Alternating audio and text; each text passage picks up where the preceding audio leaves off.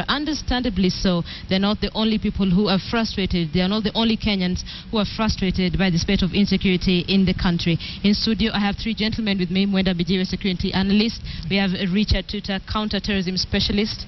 And we have Professor Noah Midamba, professor of defense and foreign policy. Gentlemen, thank you for joining us on KTN Prime. Quickly, Professor, let me just get your opinion on this latest attack.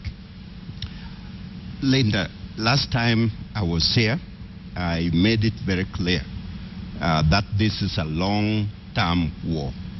And let me just move back a little bit in the history. The genesis of this started in 1948, at the time the State of Israel was declared. And so Israel has been on this thing for over 6 to 7 years.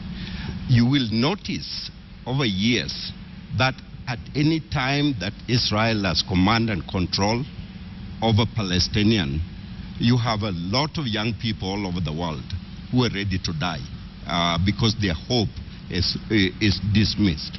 And what is happening now, when you see ISIS coming back from Europe to attack countries in the Middle East, the whole idea is that the state and their hope is gone. And so any country like Kenya, who are favorable to the Western, become makes a target in the middle. And I said we didn't go and attack these folks in Kismayu. They came and attacked Kenya. And Kenya went to Kismayu to defend itself. And our soldiers, men and women, heroic, did a fantastic job. Okay. But we dispersed them all over the place like bees. So there was no question, it was a matter of time they will turn around to attack us. And so we are in a war, and the president needs to use this pulpit podium to tell Kenya that we are in a war and prepare Kenyan for a sustained security issue. Tuta, this is your area of speciality. Are we in a war? One thing that you must realize that if you zoom into the anatomy of any other terrorist organization, which includes even the Al-Shabaab here in Somalia, you realize that there are factors within that particular terrorist organization that activates it to do what it did, both internal and external factors. The internal factors are those factors that, especially when they have functions within themselves and they are competing, then they will do what they do in order to signal that one function is powerful than another. Another aspect, which is the external factor, is whereby it is confronted by a situation.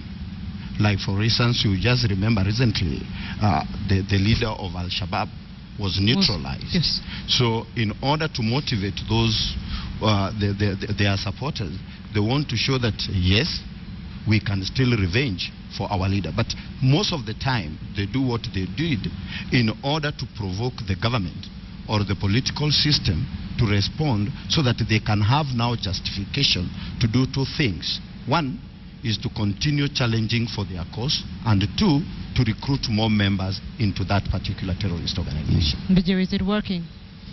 Well, challenging as it is, I think our country finds itself in a very unique position right now, because this is not only a Kenyan problem now. Al-Shabaab, as we know it, has become a global fighting force. Yes, Al-Shabaab, the links with Al-Shabaab is getting donations, financial donations, tactical donations, personnel from across the nations. Inside Al-Shabaab now are fighters from, seasoned fighters from Taliban and other global fighting forces. It was amazing to hear the other day that the White Widow, Samantha. Yeah, Samantha, was killed in Ukraine. Could you see, or do you see how far this personnel could go from East Africa all the way to the east of Europe? So I think Kenya finds itself in a very, very precarious position. But I think this calls us to sit together as a nation, and I agree with the leader of the opposition, Raila Odinga. I think we need a summit, a national summit, a consultative forum of all security players, including those of us that are in the private sector. Let's all come together as Kenyans and create a national policy and strategy to secure this country. Okay, let's see if we can have that summit. And of course, Uhuru Kenyatta has nominated Joseph Nkaiseri. We'll be having this discussion as well to see, is he qualified for this job? Is he likely to make a difference? Is this the hope that Kenyans have been looking for? You're watching KTN Prime. Thank you for staying with us. Of course, this entire security question is on the minds of millions of Kenyans, because every single one of us is concerned about our security and informs the basis of a big question that Ben Kitili will remind you about. And that is the big discussion we are having tonight. The big question tonight is, are you satisfied with the actions taken by the president? We shall be taking a look at some of your feedback that is coming in thick and fast. Remember that number, the SMS line as always is 22155. You can also join that conversation on Twitter. The hashtag is LenkuOut. You can tweet us at Ben_Kitili, at KTN Kenya, and at Linda Ogutu. For now, we'll take a quick break, but don't go too far. We'll be back shortly. Stay with us.